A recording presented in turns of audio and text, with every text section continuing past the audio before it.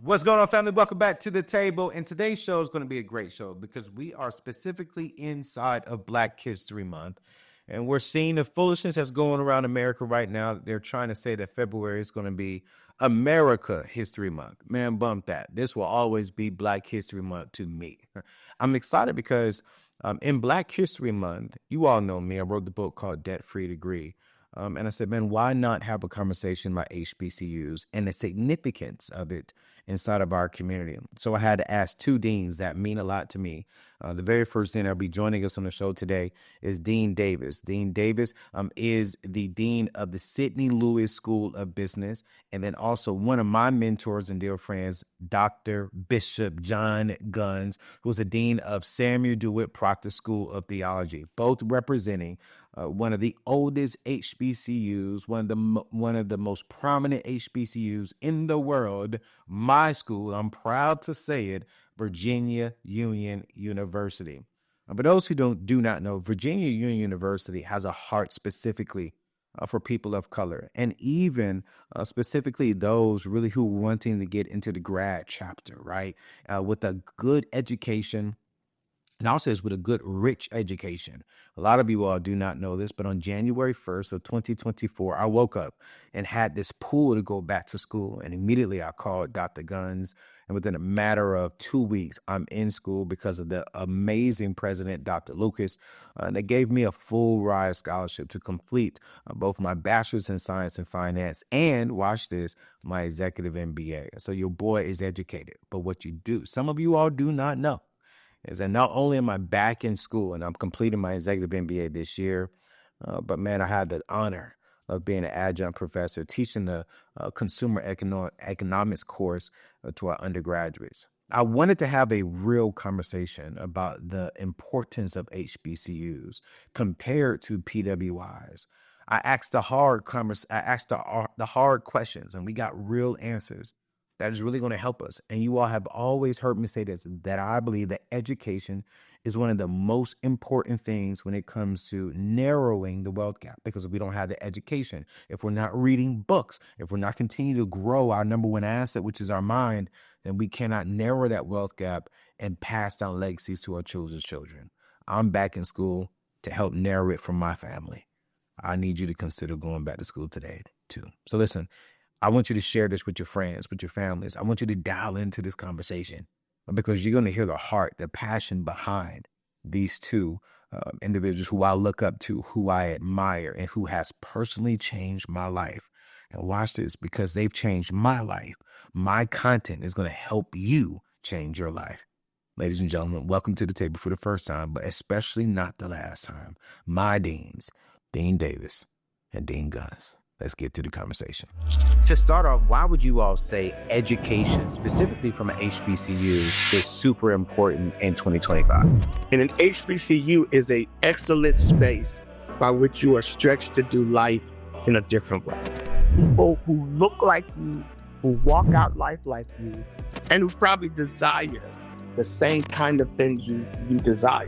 Information leads to the knowledge. Then the knowledge leads to the wisdom. And then the wisdom opens the door of opportunities.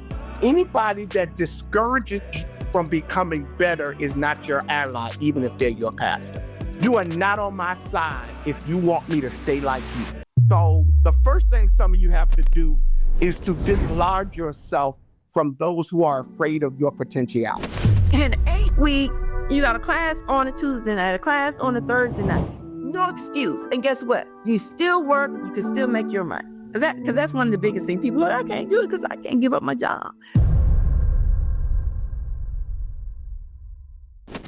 Yo, family, I am excited, y'all. I am, recording from my home today because it's a special day. And as you all saw in the intro, I'm excited about today's particular show because, as you all know, July 1st of 2024, I woke up with a heavy burden in my heart to get back into school and to really get the education because times are changing. And as I am writing more books, as I am wanting to serve more in the local church, I really felt this burden spiritually that God said, yo, you need to go back to education. And he told me one thing that was very, very particular. And he said, listen, right now people can discredit you and they can disagree with you. And he said, and I need to make sure that no one can discredit my son. You built the business, you've gotten out of debt, but you don't actually have the accreditation behind you. And man, I started praying and looking at different routes to go. And man, one day my sister was on my show, Lexi Allen, and I told her what God had told me. And it's like, yo, you need to go to Virginia Union. And I was like, wait, what? Like, man, one of my mentors, man, he's a dean over there. So she's emailing the president. I'm emailing and calling him. He calls me back. And I totally forgot that years ago, he texted me and said, Negro, you need to be in school.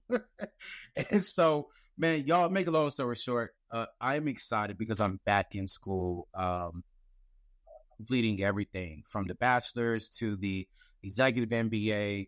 And I'm just really excited because, man, I'm a proud member of Virginia Union. And so what I wanted to do was have a serious, in-depth conversation about the power, one, of not just education, but the power of getting an education from a historically Black college and university. And I'm at one of them. And so this is going to celebrate all of them, but really pinpoint down to Virginia Union, the school that is feeding me, the school that is educating me and growing me and maturing me into the season that I'm in. So y'all, I want y'all to help me welcome to the table for the first time, but definitely not the last, because I'm on a mission in 2025 to make sure that we get more students, whether you're undergrad and or grad students at Virginia Union this year. So help me welcome the Dean of Theology and the Dean of School of Business, my dear friends now, and honestly, my boss and my deans, Dean Guns and Dean Davis. What's going on, family? Hello. Hey, everybody. Hey. Thank you for having us. Yeah, real excited, man. I'm excited too. Now, I do want to call this out. Dean Davis, you are my boss, but I do want to call this out. Why is it that me and Bishop we got on the gear, but you have on the suit? Because I'm the business dean. I have to represent at all times. Bishop, she has a meeting. That forget all that. Forget all that. I'm the business dean. She probably has a meeting because 87,000 meetings. I do have one at 3:00. So what she's saying is we got to hurry up. Every time I call Dean, because Dean is not only my dean, but she's also like my boss, y'all. I teach for her in the School of Business area. So yes, he does. It is hard for me to get in contact with her, but she's working. But hey, y'all, I have a lot of people who watch me right now, specifically African Americans. Close to about 90% of the people who are watching are African Americans, and they. I think a lot of them want to be better, right? And in today's day and time, you have a lot of people who are for education. You have a lot of people who's like, oh, education is you don't need it. To start off, why would you all say education, specifically from an HBCU, is super important in 2025? Well, I'll jump in on this one. I think a couple of things are important. One, no matter who you are, you need experience and you need exposure. Higher education is a place of exposure that gives you experiences not only with brilliant thought leaders, but with people who are successfully operating or functioning as practitioners. Couple that with the fact that you get to build relationships, you get to form and develop relationships with men and women who will walk out process with you. Couple that with the fact that you are stretched in a way that forces you to think and rethink you. And so when you put all that together, in an HBCU, it's even more intense because you are sitting with people who either look like you, live like you, or people who are walking out in a country that is uniquely, Dean David, we have these conversations all the time, a country that's very unique right now. People who look like you, who walk out life like you, and who probably desire the same kind of things you desire. And an HBCU is an excellent space by which you are stretched to do life in a different way. Yeah. Dean Davis, I want you to tag on to that, but two, I also have a specific question for you is how is VUU and the HBCU community playing a role in shaping culture and the economic future of our Black community? Okay. Yeah. That's a fair one. Well, first of all, without education, you cannot do anything, right? Mhm. And I always tell students, you have to have the information first. Information leads to the knowledge. Then the knowledge leads to the wisdom. And then the wisdom opens the door of opportunities, right? And so if you don't have anything in you, right, you're not able to progress, right? You're not able to go into the marketplace and be able to not only challenge, but to critically think through process. Because most of the time, people make money not necessarily because of all the information they have, but how they're able to execute that knowledge, right? That's what people pay you for. How can you solve problems? Now, as it relates to the community at Union is so wonderfully positioned in a community where they've been there for 160 years. They just didn't show up like yesterday. They've been there for 160 years doing this, right? And so they've been giving back and imparting information and knowledge and resources into the community, and particularly into the Black community. Economically, look at all of the Black women and men who've come out of Richmond, Virginia. Like the first woman to own a bank, Maggie Walker, is from where? Richmond, Virginia, right? And what we do in the School of Business, we try to go back into the community and give back.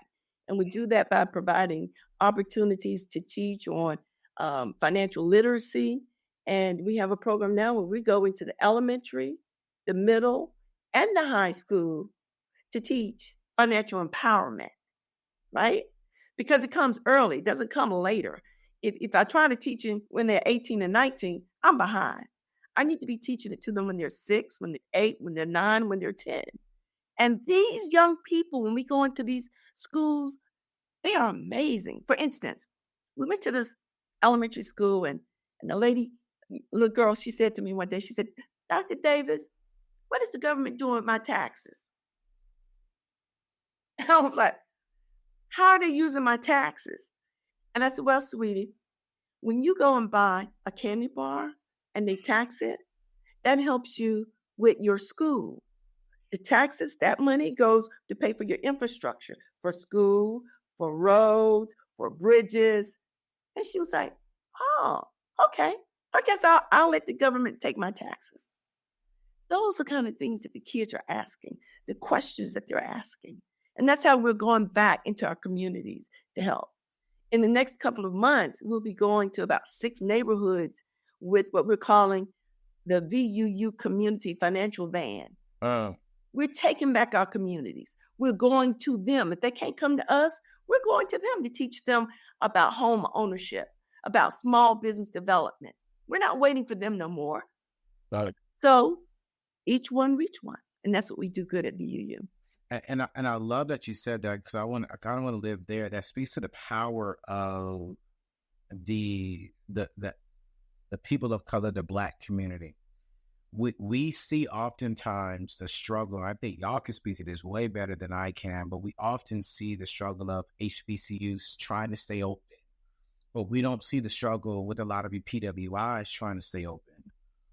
Can we educate the people so they understand like why this is the case and how we can fix this moving forward? So why do we see HBCUs struggling financially to stay open?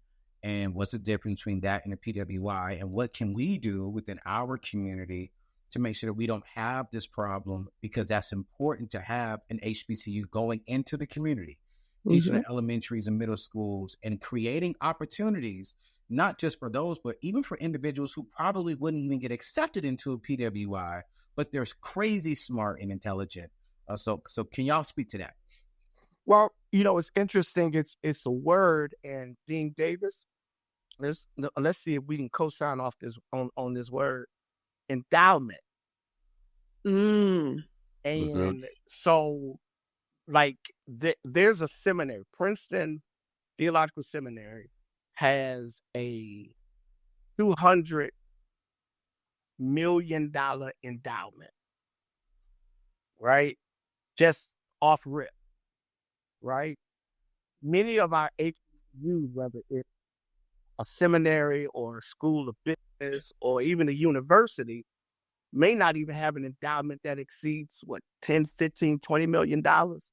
With transparently, that wouldn't even last one operational year for Wow. the actual university. So a couple of things I think are our challenge. One, our alum don't always give back in a way that matches the experience that they receive. So I go to the School of Business, School of Theology, School of Education, School of Arts and Sciences. I get a $150,000 job or $200,000 job, or one day I'm making $1 million a year. But I don't even cover $10,000 back to my school. And so a lot of times what's happening is our alum are not giving back in a way that matches the experience. The other piece is the fact that, and again, this is my 4th year in, so I'm learning a lot as I attempt to do fundraising. For us, because of the pandemic, some of the organizations or entities that historically have supported us took a hit. So now you're trying to re-energize fundraising, and you're trying to re-energize people's commitment. So here's what we do. We come back for homecoming. We have a great experience. We buy clothes. We rent our car. We have fun. What? We throw, we step, we party, right? It's supposed to happen that way, right? In quote. And then we leave and we don't reinvest. I think that's a part of it. I think the other part is the fact that HBCUs, in my estimation, are always fighting against a system that doesn't fully value its purpose, its priority, and its necessity. I don't speak against PWIs, but here's the thing I've discovered. I've seen people who went to PWIs who come to Virginia Union because they wake up one day and they say, this may have a reputation, but it does not take me it doesn't take me seriously. I'm not significantly valued in this system. So let me go somewhere that values me. HBCUs listen, Executive Dean Robin Davis and I joke all the time. She's my ace, no ifs, ands, or buts. But I've seen the care she gives as a dean. You see the care she gives as a dean for students. You go to a PWI, you probably will never meet the dean. HBCUs, the deans are accessible and available, and sometimes we don't appreciate the fact that in the HBCU, what you get is the kind of sacrifice of your success to your success. And so a part of what we've got to do better as a people is reinvest in our institutions. And 2, we have to understand that in the reinvestment, we become for others what someone was willing to be for us. Yes. Now, I'm going to have to jump in on that one. Because I graduated from 2 HBCUs. And I can tell you, the first one I graduated from was South Carolina State University in Orangeburg, South Carolina. And the amount and the level of care and impartation of knowledge that those faculty gave me transformed my mind, my thinking, and imparting to me that I can do anything and I can walk into any room and be successful. And I believe that. So it didn't matter whether I was in a boardroom with governors and premiers of countries and the only Black woman to walk in there. I was going to deliver because they told me I could deliver, right? And so I think about the money part of it is you have to think about the HBCU's structure, right? Some HBCUs are solely dependent upon public money, right? State supported schools. And when the public funding, draws up, then guess what? Those monies are being able to pull away from them. And then you have HBCUs who are structured based upon private institutions, right? They have to go out and fundraise and secure their funding. But I think it goes back to what Dean Gunn said about, do we really give back and reinvest back into our schools? Let me answer that question. No, not on the level that we should do. So HBCUs also lack what I call economic development strategies. They don't have quality fundraising strategies. What? Listen. I'm getting ready to get upset, but let me calm down. I remember one time I went to this conference in Alabama, and I did not know that someone from my HBCU was going to be there, and they were there doing some fundraising activities and whatever. And I was like, well, I graduated from there. And you were like, really? I said, yeah. I said, when was the last time you sent me a letter or anything, engagement, telling me what you did recently, what you're doing, and the future, what you're going to do? Because most of it is about, we don't know what our schools are doing because they're not communicating to us. Yes, you might send me out a piece of paper every 6 months or whatever. No, you should be actively engaged with me. And I told this lady, I said, if you just told me what you wanted, I would write you $1,000 check every month. If you told me what you needed and what I could do for you, because let's be honest, we're just not going to give the money because we don't know where it's going. And that's another part of it. Where's your strategic plan? Did you share it with all the alumni? I mean, the real plan, not the side door plan. And to piggyback on that, one of the things that at least in my time at Virginia Union that I have sometimes struggled with is we do really great work that we do not always celebrate at the levels that we should. Recently, again, Dean Davis has this amazing, grant. I mean, has built out a business lab on campus. Okay, I mean, she can explain it far better than me, but I went to the grand opening, right? School of Theology has since July, we have engaged and serviced over 200 preachers across in Atlanta, in Greensboro. We're going to Houston next, the first weekend in February. We have reached over 200 preachers by giving free instruction in the area of preaching.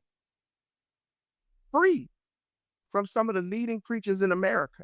And so what happens is we need to do better selling ourselves. And then we as a people need to stop believing that other folks' ice is colder.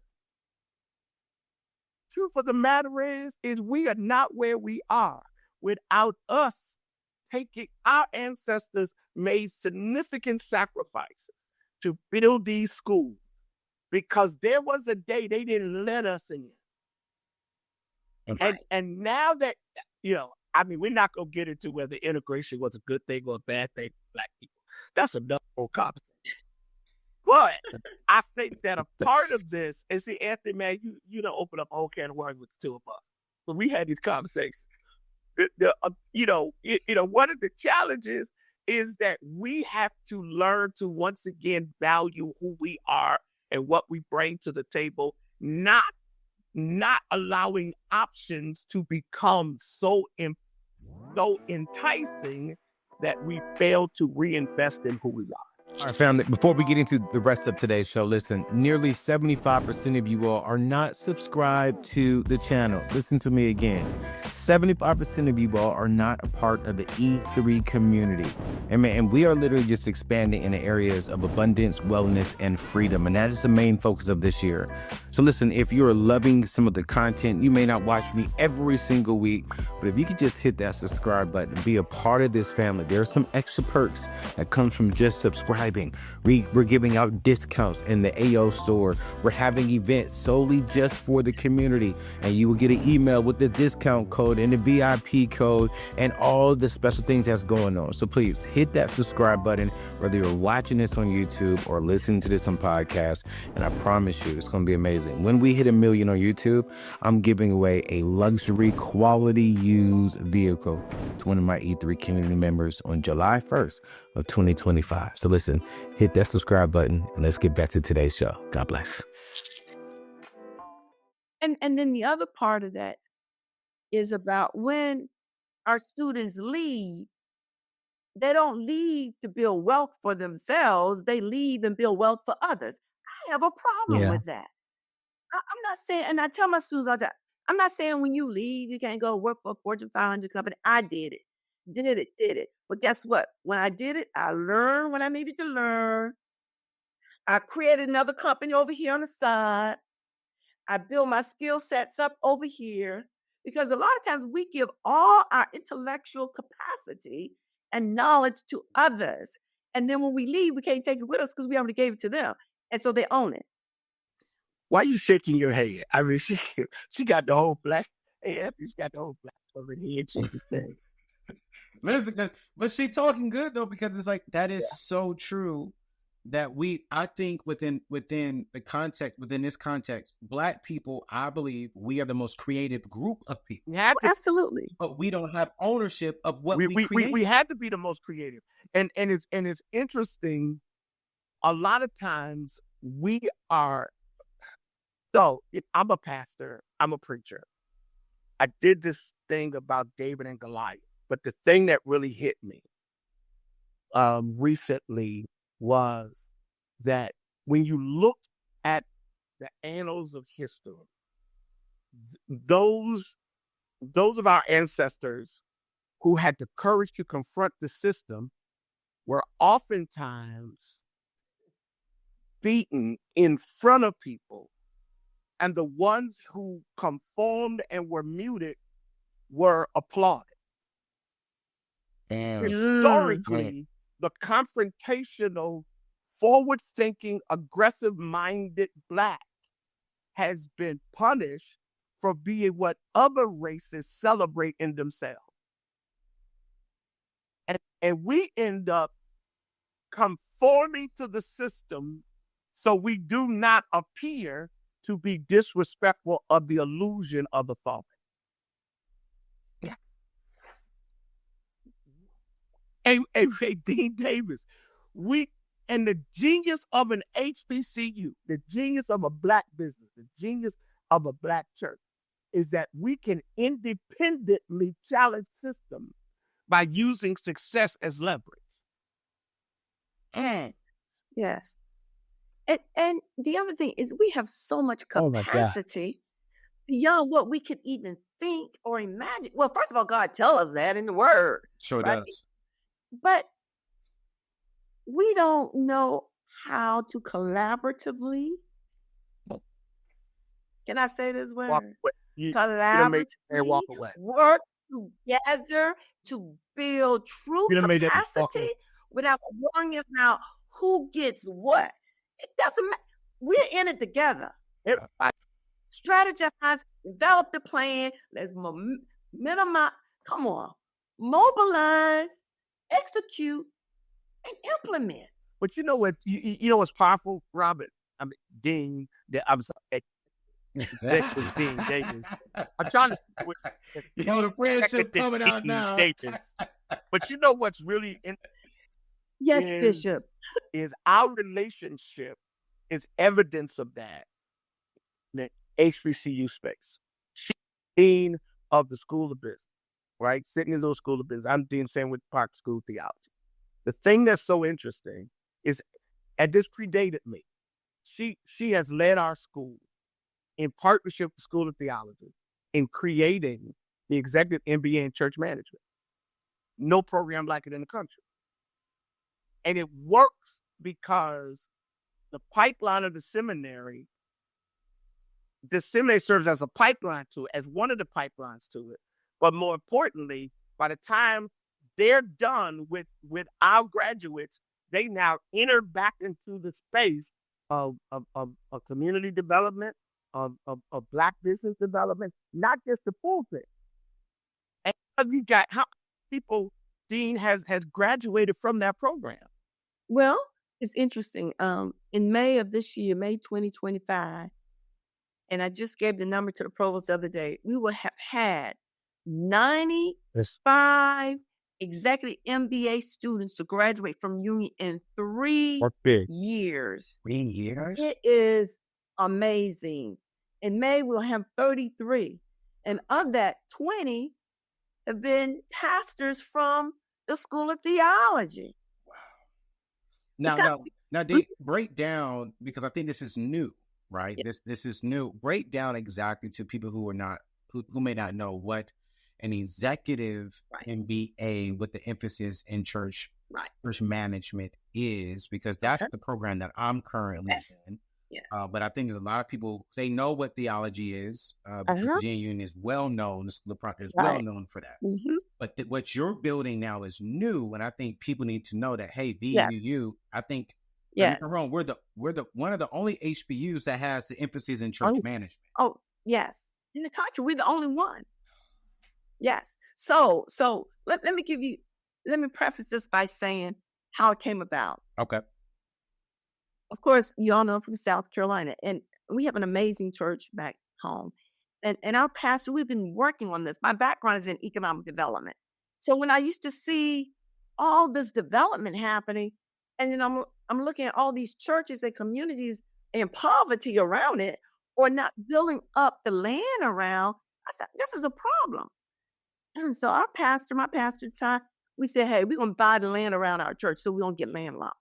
And so from there, we decided to do a CDC, a Community Development Corporation. So you have a CDC, Community Development Corporation. You have a strategic plan for your church. And then you strategize what you want to do with economic development. So the first thing he did, our pastor, of course, overworked me. He wanted me to be the chair of the CDC, the Community Development Corporation. We built 30 homes, a whole subdivision for our community. The church did that. A youth zone. The church did that. They're now doing a residential community for the elderly. The church did that. When I got to Union, and Dr. Lucas, President Lucas said, Dean Davis, I need for you to build a executive MBA program. I said, of course, I'm going to put church management somewhere in here. And you got the premier theology school in, I call it the world. The world. Phenomenally now, with the best dean in the United States, I said, we need to put this together. So how it works is this. Traditional executive MBA, you have entrepreneurship, you have global supply chain management, because at that time it's during COVID. COVID just came after I wrote this. So this is the genius of listening to God, right? Resting your mind and listening to him, not doing what you think, but what he tells you to do. So the Lord said, Robin, write it for global supply chain logistics. Write it for entrepreneurship. Do a general MBA if somebody just want to get a general. Do hospitality management. And then do a church management side, right? And what happened when the pandemic hit? All those areas were impacted. We couldn't get any commodities coming into the United States. That's global supply chain logistics, right? The church had to reinvent itself when it came to marketing, entrepreneurship, development, fundraising. Had to be creative. And so as we were going through all that, I said, oh my God, this is so good. So I got with the dean at the time, Greg Howard, and we sat down. I said, give me just 4 classes that every MDev student has to accomplish. He said, okay, we got to do church formation. You got to do, Christian ethics and so forth and so on. So what we did was we took those 4 courses that's in the master's program, the MDev program, and then I correlated that with the 7 core courses of business, which is things like accounting, global supply, economic development, economics, right? Managerial or behavior, those kind of things. And so what happens is, if you have an MDiv from the School of Theology and you come over to the School of Business, you take the 7 core courses, we bring over the other 4 courses, and you finish and get your executive MBA in church management. Here is the truth. I am always looking for practical ways to help you build, right, wealth, specifically generational wealth and legacy. And one of the best ways you can do that is with life insurance.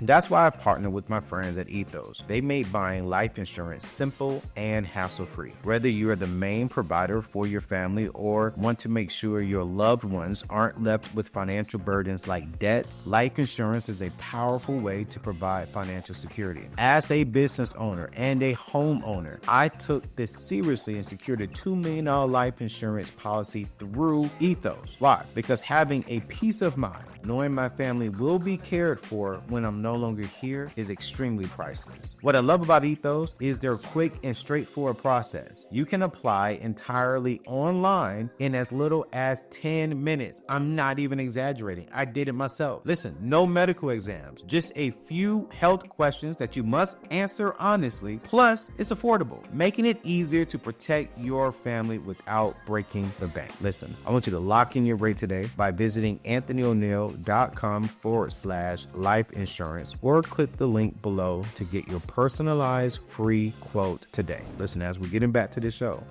I want you to protect your loved ones. Don't play around with it. Be like me. I promise you. It's a hard conversation to have, but you will sleep peacefully knowing that you took care of your family. Go to anthonyoneal.com/life insurance. Let's get back to the show to help you keep building this wealth. And this is why I believe having this conversation is so important. Because listen to what you just said. HBCU was thinking about what's best for the community and how do we best serve our community. Mm-hmm. So if you go to and get your MDiv, right, and you graduate your MDiv, you can have another master's within less than a year, really. Less than a year. For 7 more courses. And these are, and I'm taking 2 of them right now. And here's the truth. I'm excited about these courses because these are stuff that I can honestly apply in my life on a daily basis.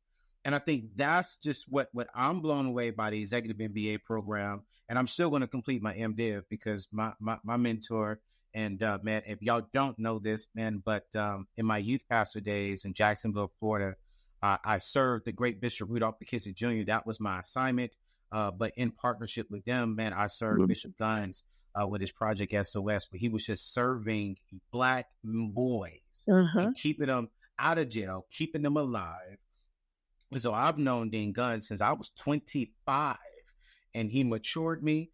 I can say this, he cussed me out in the spirit a lot of times, but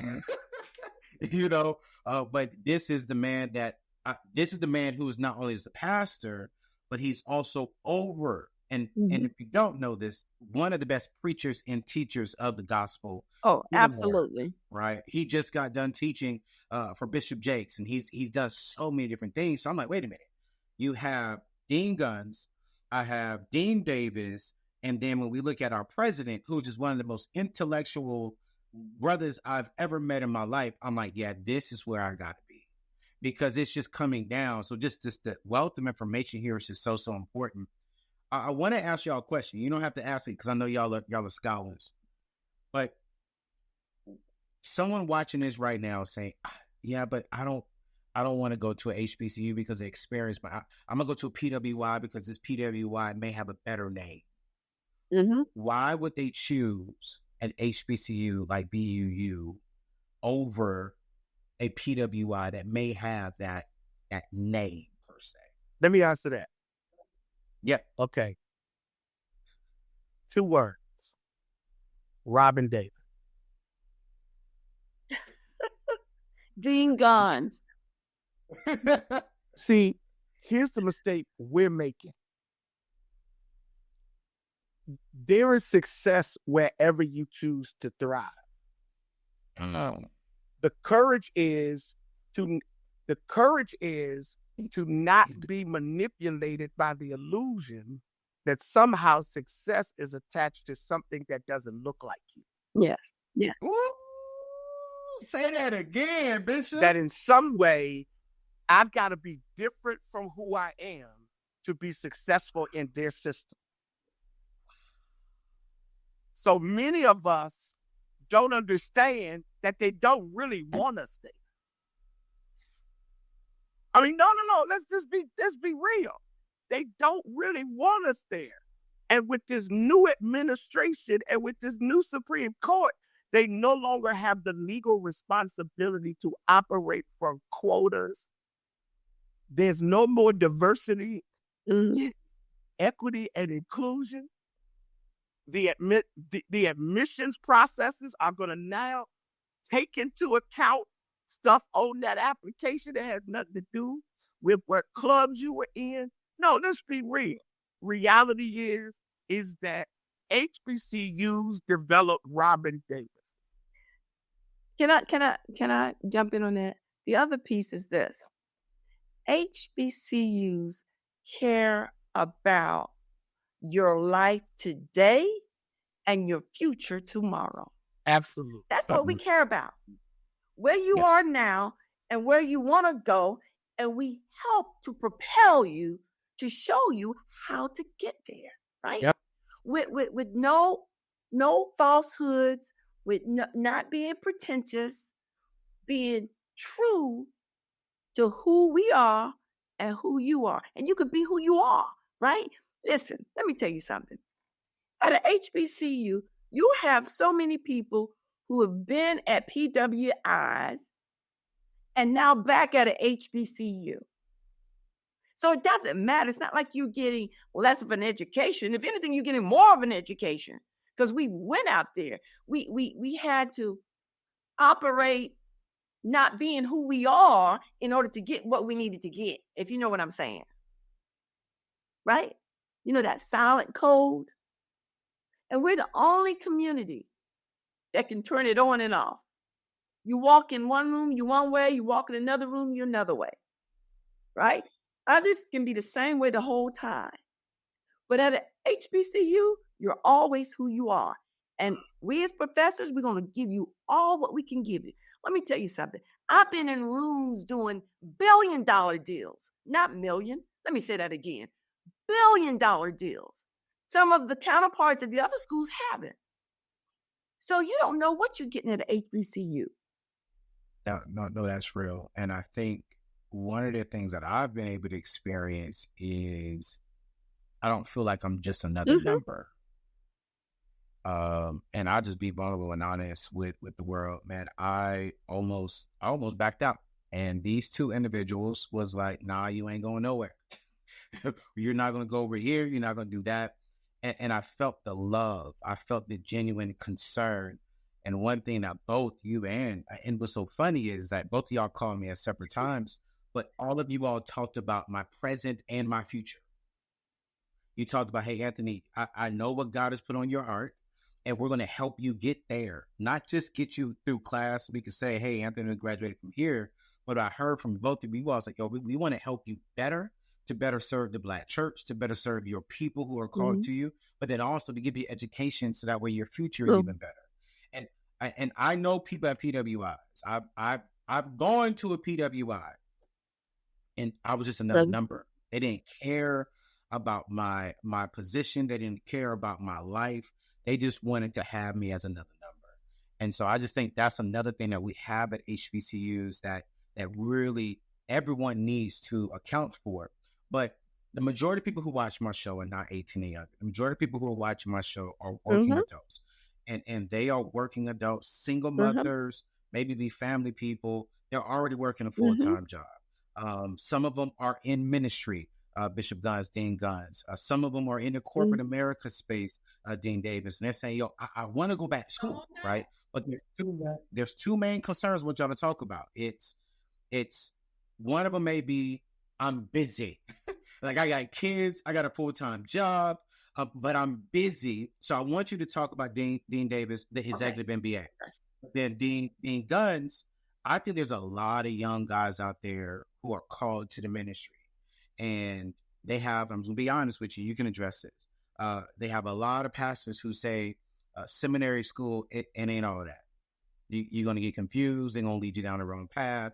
But they're saying, man, I think I want to learn the Bible more, but I'm working full time as well. I don't know. So I want you to speak to why the School of Theology is good, and Dean Davis, how you, as a working individual, you can still get your degree, whether that's finish your bachelor's or get your executive on both sides. So I'll leave with Dean Davis first. Okay. All right. First of all, time waits for no one. Because if you stop and just sit and think, where were you 10 years ago? Okay, think about that. And then say, where were you 10 years before that? And if you go back and look at that, that's 2 decades. 20 years went by just like that, right? So with our executive MBA, what we did, we made it user time friendly for you, right? So for instance, it's only 11 classes. 11 classes. If you're on the MDev, only 7, right? 11 classes, 33 hours. But guess what? At Union, we have 2 tracks, 2 8-week tracks. So you could do 2, that's 4 classes. In the spring, you can go 2, another 2. Summer, you done, right? And then you only go 1 night a week from 6 o'clock to 10. So you got 2 classes in 8 weeks. You got a class on a Tuesday night, a class on a Thursday night. You only go from 6 to 10 a night. You're done. No excuse. And guess what? You still work. You can still make your money. Because that's one of the biggest things. People are like, I can't do it because I can't give up my job. No, you just give up time, commitment, and you got to be dedicated. Because I'm going to tell you, DU's no joke now. No joke. Because let me tell you, those faculty members, that's some of the best faculty members in the country. They're from all over. Zimbabwe, Dubai. I mean, they're all over the world. So don't think it's going to be easy. It's rigorous, but that's what you want. All right, pass it off to my. Now, before the bishop go, because he about to preach this, right? He won't come for us. I'm gonna tell you that's right now. I want to agree with Dean. It is not easy, but I also want to say this as a guy who's running a multiple 7-figure business, also teaching for the dean in the consumer economics, which is such an hour, taking 2 classes, currently on book tour, writing my 4th book, right? I'm still in class. And here's what I would definitely say about HBCUs. They don't play. So like, I want y'all to hear this clearly. They ain't giving me no degree. I'm telling you that right now. These jokers are making me work every inch of this thing, right? But it's like, what I love about it is that it is only 1 night. And what I love is they give you the plan from the very beginning on your syllabus. If you follow that syllabus, you will be all right. And it's like, man, I haven't had an issue, but I'm not going to say it's super hard. It's doable. Like, because I'm looking at the end of this time. By this time next year in May, y'all, your boy will be done with his education as far as on the executive MBA route. And just think of the wealth of information I will have that better serves the community, because I gave myself 4 hours a night and possibly maybe about 10 hours throughout the week to read, study my assignments. That's just going to be so much better. So we're going to put all the information inside of the show notes on how you can check out Virginia Union. But for those of you all who are saying, you know what, I'm called to ministry. I've had a mixture of pastors tell me, seminary, it's just not, it's going to mess your head up. And I've had a lot of pastors say, yeah, not seminary, go to seminary school. And I've had go to this school or that school. But then, of course, I've always heard of Virginia Union. So I said, y'all, I want to go here. But Bishop, I want you to talk to that because you've been in the ministry for years.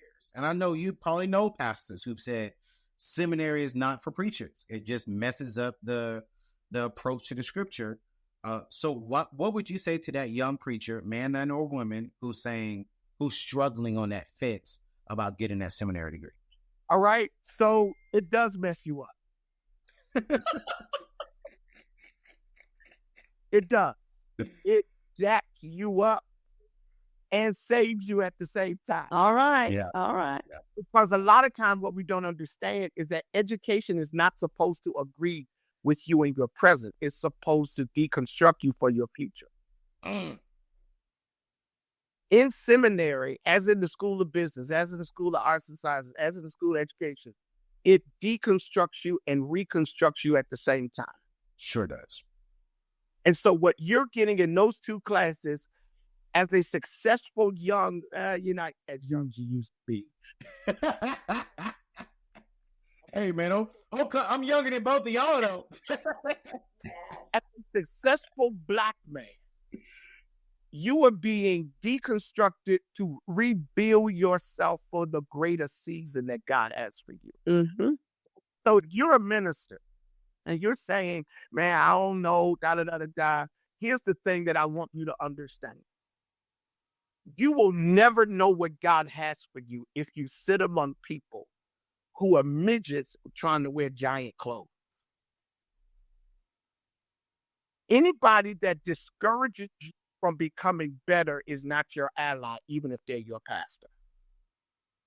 You are not on my side if you want me to stay like you. So the first thing some of you have to do is to dislodge yourself from those who are afraid of your potentiality. And so I've seen people like you know anything about gospel music, the last 3 years, we've had the William Murphys, the Jason Nelsons, the Vincent Bohannons, the Tim Bowmans, now Dietrich Haddon, all these folks. I mean, those guys, Jason Nelson graduated in May, heard me preach a sermon in December, and is now re-enrolled in the D-Min program, in the Doctor of Ministry degree program. He started this January. And here's what Jason said. Jason said, I thought I had arrived until I heard you, and you made me discover that there's something I had not even tapped into yet. So there are some of you who are listening, and you need to stop making the excuse that arrival is in your present. Arrival is always future. I throw this out. I was a dean. I was in, we were doing the check-in. And I went to the check-in, right, Anthony?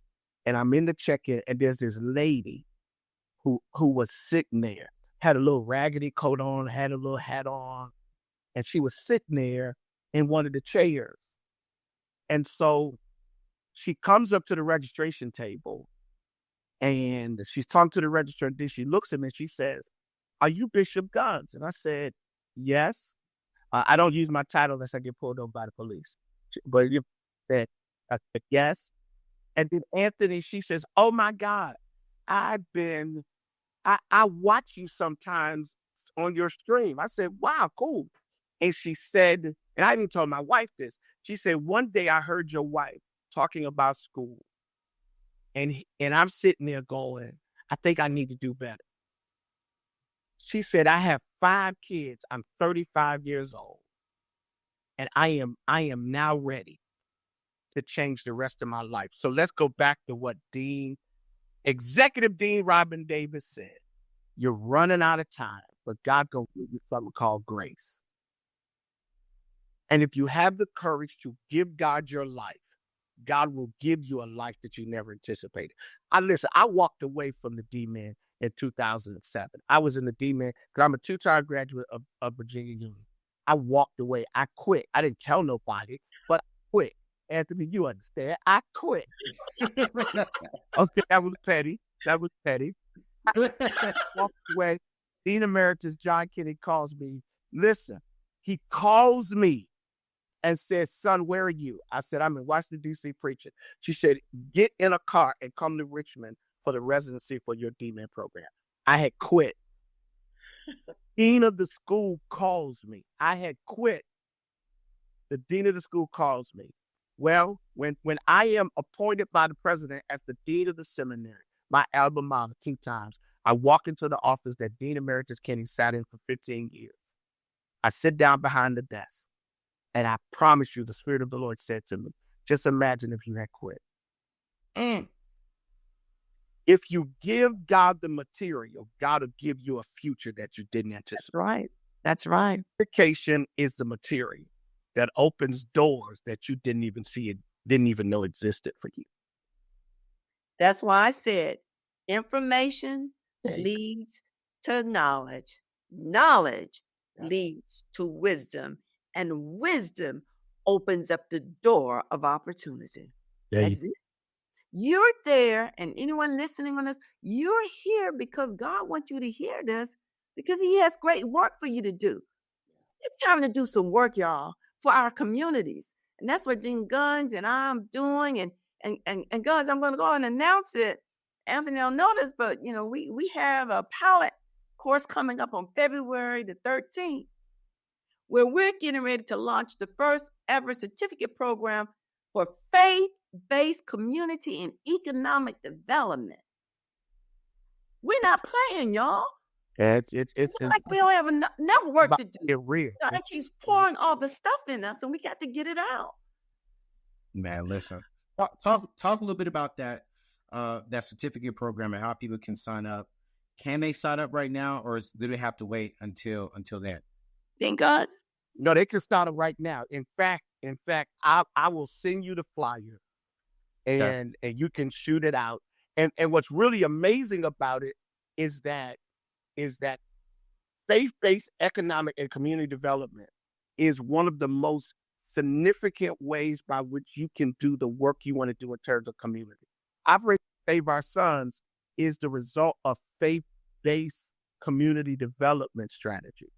The things that you want to do to make a difference in the world, there are resources to do it, but you got to know the game. You got to know how to navigate the system. Some of the persons that are going to be teaching are so significant in terms of the work that they've done until literally you're getting for nothing. I mean, now and this was crazy. It ain't gonna be that in the fall. It's about to go up. The price is about to go exponentially up. You might want to catch it. You might want to catch it now because in the fall you're gonna pay 4 or 5 times more. Yeah. And one of the topics I could tell you this, I'll be teaching is grant writing. I have written over $70 million worth of grants. Hold up. Wait a minute. You gonna be teaching this for free in the No, it certificate ain't program? free. It's $125. But I'm gonna say this again. You gonna be teaching this for $125? That's technically free. That's free. But it won't be that way in the fall. Mm-mm. But it's a pilot program. The pilot. And so we're giving it to y'all. I mean, it's more topics. You wait till you see the list. 6 weeks. It's crazy. It's 6 weeks. Yeah. Pause. Pause. I need you to come back. Listen, y'all. I'm signing up. I'm gonna sign up because that's gonna help me in my business. And so for me, if I'm signing up, I need y'all to sign up. How many people can we do in this program, y'all? As many as honestly, it's gonna be virtual. I mean, it's virtual. You can have. We can have 100 while I can. Listen, I want Dean Davis, Dean Guns. I need y'all to break down what all is in this program. It's $125. Remember, education is going to help you build wealth. And if you can get this certificate program, and then you can take this information back to your church, back to your community, and help them, maybe you can now start charging to do some of this stuff, right? So to get it for $125, and I know BEU prices, we ain't cheap, but we ain't expensive neither. Like it ain't gonna be $125. I'm gonna tell you all that this next go around. But Dean Davis, so you're teaching project grant writing now. Is this solely just for churches, or can they take this and maybe do this for nonprofits? You can do it for their or business. it doesn't matter. The way I'm gonna teach it, I'm gonna open it up where you can see both sides. You can do it for your business side. You can do it for your nonprofit side. You can do it for community-based side, the church side. I mean, I have no idea. No, listen, we gonna be in the building. All right, so this is starting February 13th. Every Thursday for 6 weeks, from I think 6:30 to 8 o'clock at night, giving you plenty of time to rest, go home, and be ready to do it. Guns, do you have the list? I don't have my list on me. Nah, with the I would have to go find it. So, but you know what? Let me find it. How about that? When we find it, Go ahead and find that. Find that, because we need the people to know what they are going to get, because I think this is crucial. This is important for people to understand. And y'all, I need y'all to get in there, because this is why, right? This is exactly why. And here's what I love about Virginia Union and even other HBCUs. I was on the website just learning more about my school, about what all we're offering, because I'm a part of this now. I'm just not even just an alumni, because I'm a current student as well. But I've already even cut a check for over $1,000 going back into the school, because I believe in what we're doing, and I want to be the alumni that's helping the endowment go up.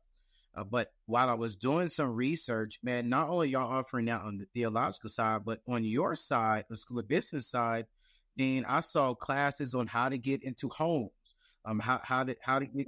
I got it. I Ready? was like, wait, yeah, let's do it. Week 1 is what is faith-based community and economic development. Week 2 is biblical foundations and ethical issues in faith-based community and economic development. Week 3 is legal issues in faith-based community and economic development. Week 4 is faith-based real estate development. Week 5 is grantmanship, public and private resources for faith-based community and economic development. And week 6 is economic development and wealth creation from church base. Oh, that wealth creation. Oh my goodness. Okay. Well, we're going to put that information inside of today's show notes, y'all. And we're coming to the end of the show. But I really hope that you all have learned the power and the reason why an HBCU is crucial, not just to the community, but it can also help. It can also be crucial to you and to your future, right? And so, Dean Davis and Dean Guns, as we're coming to the end of our show and our time together, and this won't be the last time you all see VU on my show, because y'all, we're going to do another show. I'm teaching there, so I'm doing an episode just about teaching what I'm learning as teaching this younger generation. I mean, I got to say this, y'all. I can say this before I get back to them, is these younger people are excited to be in this consumer economics class. They want the information. They want to know, okay, wait, I'm here. So I have one young lady, man, she just blesses my heart. Like, I want to be a school teacher. And as we were talking about her being a school teacher, and I was just teaching some things, she was like, Professor AO, that's what they call me, which is pretty dope. I just want to say thank y'all. That Professor AO, that's kind of dope. She was like, Professor AO, she was like, I never thought about it that way. I didn't know that I should think about getting a job this way to help me build margin, to help me build more money that I could do things. I was like, wow, that's interesting. So now they're asking questions. They're inquiring. And what I love about it is, because I can relate with them as a Black man, we're able to have certain conversations that a PWI cannot have. There you because go. there's no relationship there. Exactly. Because of who we are. So I can teach better because I know who you are, the basics of what you've been through, and the basics of what you're going to face. So I can give you a little bit of advanced knowledge to help you make better decisions. There you go. And I'm like, yo. And so Hey, Dean Davis. I would give you a virtual high five. I think he's figured it out. Yeah, I did. Finally. Listen, I'm growing, man. This is the season where I just I gotta grow, man. You have figured it out. I've seen Bishop build something marvelous. Yeah. And then when Bishop handed me over to Dean Davis, like, the trust is transferred over. And as I'm learning her, I'm like, no, Dean Davis ain't no joke. Like, she's just that silent sniper. Like, bah, bah, bah. I'm like, goodness gracious, Dean, okay. But it's like, to be trusted with this responsibility, I don't take it like. Well, we're here for you, and we want all the potential that God has in you to come. You have no idea where God is getting ready to take you. You really nowhere yet. You're still on the ground level. Yes, ma'am. Yes, ma'am. You haven't even taken off. Yes, ma'am. Let me stop. Woo. Man, listen. One thing that you all want to leave with everyone watching about HBCUs, and go even a little bit lower, specifically the Virginia Union, of why they should give us a shot. Why, if they're already done with school, why should they even sew into the School of Business or into the School of Theology? But really specifically, I feel that there are some people who are watching right now who've been on the fence about going back to school. And I think this executive MBA and the MDiv is just two of my favorites right now. Why should they go executive MBA, give it a shot, and then why should he come back to the MDiv, Bishop?